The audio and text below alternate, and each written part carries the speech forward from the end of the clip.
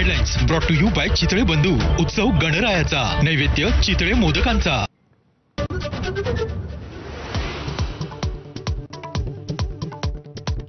शाळेमध्ये नव्याने शिक्षक आणि शिक्षकेतर भरतीसाठी पोलीस व्हेरिफिकेशन अनिवार्य।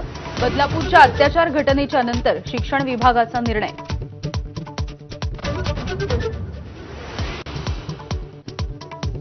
विधानसभेच्या तोंडावर मुख्यमंत्री घेणार मोठा निर्णय। मुंबईमध्ये पुनर्विकासाचे रखडलेले 120 प्रकल्प मार्गी लावणार। 2 लाख कुटुंबांना मिळणार हक्काचं घर।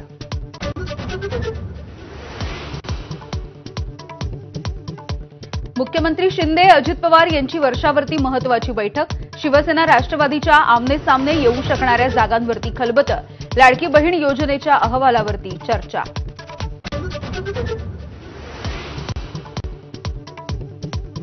भाजपा आमदारांसह फडणवीस मारणार अनौपचारिक गप्पा। विधानसभेसाठी फडणवीस कोणता कानमंत्र देणार याची उत्सुकता।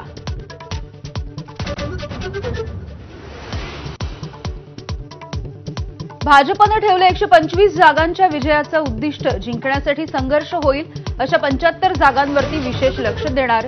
6 नेत्यांवरती सोपवली विभागवार जबाबदारी।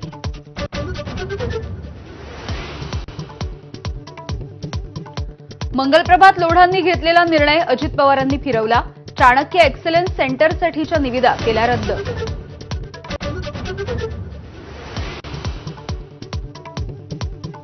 आगामी विधानसभा निवडणुकीमध्ये ठाकरे गट मुस्लिम उमेदवार देण्याची शक्यता। अंबादास दानवे यांची एबीपी माझाला एक्सक्लुझिव्ह माहिती।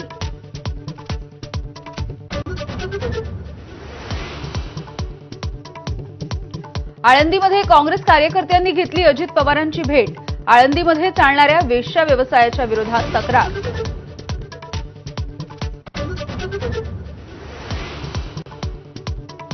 भंडाऱ्याचे काँग्रेसचे खासदार प्रशांत पडोळेंची पुराच्या पाण्यामधून स्टंटबाजी। गाडीच्या बोनेटवरती बसून बनवलं रील। पडोळेंचं रील सोशल मीडियावरती व्हायरल।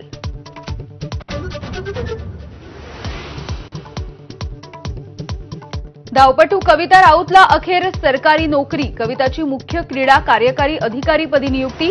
माझाच्या बातमीचा मोठा इम्पॅक्ट।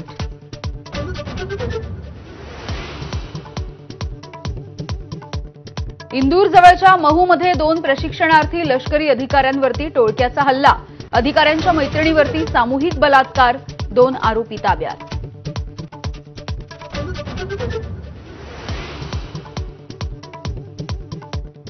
मुंबईच्या प्रभादेवी जंक्शनवरती 15 ते 20 फुटांपर्यंत रस्ता खचला।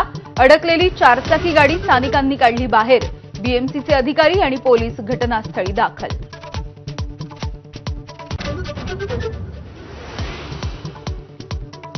मुंबईतील कोस्टल रोड आणि सी लिंकला जोडणारा पूल आजपासून खुला होणार। वांद्रेकडील दिशेनं जाणाऱ्यांची मोठी सोय। दुसरी मार्गिका खुली होण्यासाठी मात्र आणखी कालावधी लागणार।